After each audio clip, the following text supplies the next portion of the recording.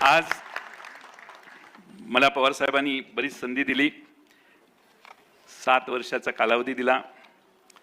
शेवटी पक्षाने नव्या चेहऱ्यांना संधी देणं आवश्यक आहे। मी या निमित्तानं तुमच्या सर्वांच्या देखत एवढीच साहेबांना विनंती करेन, ऐका माझं भाषण,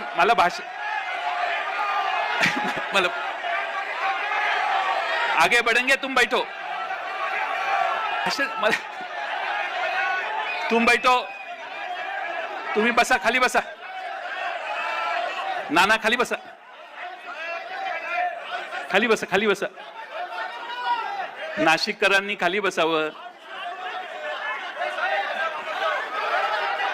शेवटी पक्ष पवार साहेबांचा आहे, त्यामुळे पवार साहेबांनी याच्यावर योग्य तो निर्णय, कारण आता आपल्याला बरंच पुढे जायचंय आणि त्यामुळे मी पवार साहेबांचे मनपूर्वक आभार मानतो।